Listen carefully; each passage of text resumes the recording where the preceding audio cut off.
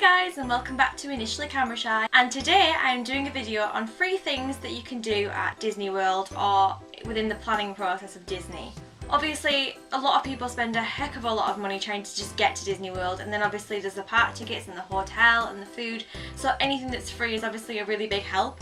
And I've looked into a lot of these things for me and my friends when we go in November, and these are things that I've either done in the past or I might do this year that's free, so we'll just go through the list and we'll talk about them. So during the planning stage of your Disney World holiday you'll be wanting to know a lot of information, and if you go to the Disney World website, this is the same for America and Britain, I'm not sure about any other country, but you can go on the website of your country and find out. They usually send planning materials, like there's either DVDs or little booklets of information or park maps, and you can just request them for free and they'll send them straight to your home address. As well as that, you can go on your iPhone or your Android phone and download the free My Disney Experience app, which is amazing. You can book your fast passes on there, dining reservations, you can look at the maps, you can see where the photopass photographers are, where the restaurants are, you can do pretty much anything. It tells you the parade times. It's like everything you need in Disney on one little app on your phone. So I definitely suggest getting that. Obviously while you've booked your holiday you will get the option to book dining reservations and fast passes. These again are all free. Fast passes will allow you to ride a specific ride that you've chosen between an hour time slot, and you go in a shorter queue than the massive queues, especially for things like Toy Story Midway Mania and the Seven Dwarfs Mine Train, and they are very, very worthwhile. So this is a freebie that you definitely need to use. Also, this is one that I wasn't actually aware of. However, if you go to any of the restaurants in Disney World and you can't afford a drink or you just want a glass of water, they can give you a free ice water, just like any other pub here in the UK. So that's something that's really helpful, because people often go and buy a bottle of water, and if they do a free cup of water, then what's the point? Also, there are free water fountains throughout all the parks, and if you find them, they're free. Getting to the parks is obviously really easy within the Disney World complex, as all the transportation is free. There are the monorails, the buses and the boats, so whichever one you choose to use, especially if you're staying at Disney Resort, it's really easy to get there. If you're staying off property and you manage to get to the transportation ticket centre, you will find there are monorails to Epcot and Magic Kingdom, a ferry over to Magic Kingdom, or there are buses to Hollywood Studios and Animal Kingdom and the water parks and Downtown Disney, Disney Springs, whatever it's called nowadays. So however you get there is your choice. On the subject of transport, I have recently learned that the drivers of the boats, monorails and buses have these things called transportation trading cards, and if they have them on them, apparently a lot of the time they don't, but you can just go and ask them and they'll tell you if they do, and they'll hand you a transportation card about the transport that you've chosen. So for the monorails, obviously there's different colours of monorails, so you'll get a different card for each one and you can collect them all. And apparently they tell you fun facts on the back as well. The Disney World Resort is clever enough to have its own free Wi-Fi system, so that's also a plus, especially for us vloggers, because we're always uploading things, so that's another free thing that you can use. If you're staying at a Disney World Resort, you can actually send your packages to the room for free, which obviously if you're buying things like glass souvenirs, there's a lot of Swarovski crystal things in Disney and like snow globes, ornaments, then you can go to the front desk and ask them and they will put it away and send it to the room for you for free. Obviously you need to buy the pins, but pin trading itself is free at all the resorts, and pretty much any cast member wearing a lanyard with pins on. If you have a pin that you're not particularly keen on and you see one that they have that you really, really like, you can just go up to them and ask them to trade for free. Cast members also hand out lots of stickers around the park. Me and Lucy were in the Buzz Lightyear shop one year and they just come over and asked us if we wanted a Mickey Mouse sticker, which I brought home for Eloise. But they're usually just little Mickey Mouse stickers, and they're quite cute to take home for souvenirs for people if they haven't been to Disney before. There's also of course the special occasion badges, or buttons if you call them in America, which you can get for happy birthday, happy anniversary, wedding, christening, family reunion, pretty much anything. Or you can get one that just says I'm celebrating and there's a gap so you can write in whatever you're celebrating. But these are cute because these are real souvenirs that people like actually spend a lot of money on eBay. And they're cool so that cast members will really recognise it. If you're wearing a birthday badge, they will go out of their way to make that birthday special. And you can get those for free at guest services.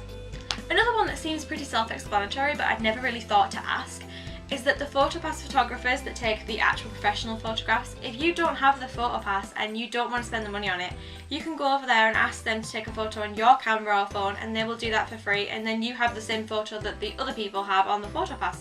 To my knowledge there are 3 free games in Disney World, 2 in Magic Kingdom and 1 in Epcot. One of them is Sorcerers of the Magic Kingdom, which is a card game, which I mentioned in another video, where you go up to windows and things, get a map, and you have to follow the rules, and you have to defeat the villains with powers on your cards, which is a free game. You also get to keep the free cards that you get, so if you keep going, you can probably get like a whole pack of cards that you can keep playing with. And there's also the Pirates League in Adventureland in Magic Kingdom, which I'm not too sure about, but from what I've gathered, again, you get a map, I think, and I know it interacts with different things, and at the end you become a pirate. Then in Epcot there's Agent P's World Showcase Adventure, which is based on Perry the Platypus from Phineas and Ferb, and again you get like a little cell phone, I think, and you follow the instructions and you go around the different pavilions and you have to save the world, as far as I'm aware. If you watch my Disney World bucket list, you will have heard me mention pixie dusting, and I have now discovered by Google that it's in the Castle Couture shop in Fantasyland, so that's where I will be.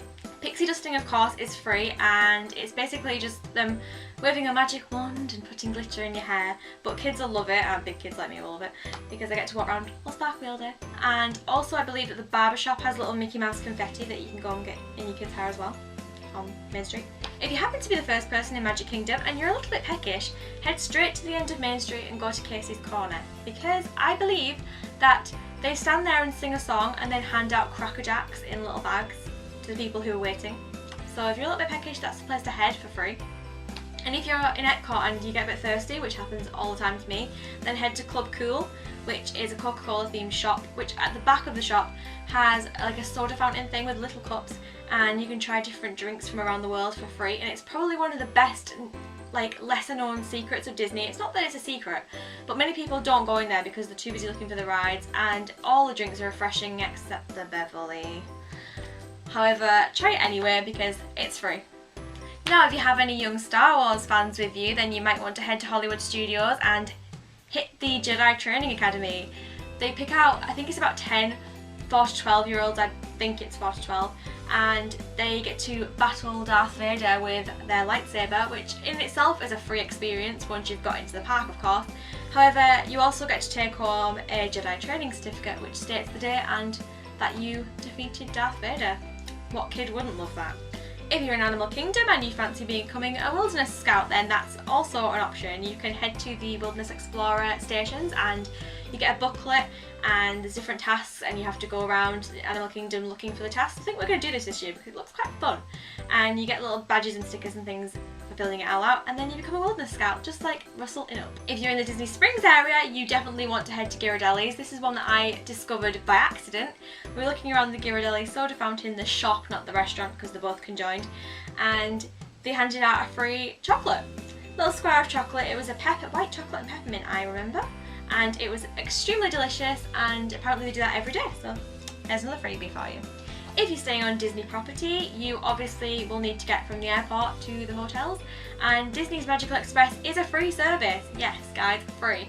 The transfers that we usually buy are quite expensive. However, this year we are staying on Disney World and you just have to request it. So I just did a little email and now we're on Disney Magical Express, which is awesome. Also, I have read that in the hotels you can get a welcome call from a Disney character every morning if you request it, so I think we're going to do that, so we can have a different Disney character waking us up every day. People have said it's Mickey Mouse, some people have had Goofy, some have had Olaf, so I guess we'll just wait and see. Something else that's free that we never got to do last time, and we probably won't get to do it this time either, however I'm going to mention it for you guys, is the different hotel tours. The Wilderness Lodge has a tour that shows you around the hotel, and the tour guide will tell you all about the backstory, and a lot of train sort of things are in there if you remember rightly, because Walt Disney loved his trains. Also, the Animal Kingdom Lodge has a culinary tour which shows you around the restaurant, and apparently you get to taste the free food, so free tour and free food is a must. The Fort Wilderness holds a Chip 'n Dale campfire which has Disney movie playing every night, I believe, and you get s'mores and Chip 'n Dale there and you sing songs around a campfire, and that's free as well, so if you can make your way down there of an evening with your children, then they'll definitely love it. In Epcot's World Showcase there are Kid Cot stations, which are like little stations with a cast member there where your children can interact in different cultural activities. For example, like they can get a Duffy the Bear, I think, on a stick and they'll colour it in, and they can go around the different stations and get the flags and their name wrote in each language and things. So if you've got a young child that's getting a little bit bored of walking around World Showcase, that's another free activity that they can do at each time they stop. And then lastly, of course, there's just enjoying the ambience of Disney World, because there are so many free things that you can do. This is just a very condensed list. things just like walking through the hub grass, taking a picnic, having a seat, watching people go by, watching the fireworks, different things. There's so many shows and things, and I could make a list of everything, but even just like looking around the resorts, you can do that for free, and it's well worth doing because each resort is extremely different. So I hope this helped you guys save a little bit of money with Disney. There's some things there that you don't have to pay for that you might not have known about beforehand. There's quite a few there that I learned while researching this. I hope it helped. Don't forget to like, comment and subscribe for lots more Disney content. Bye guys!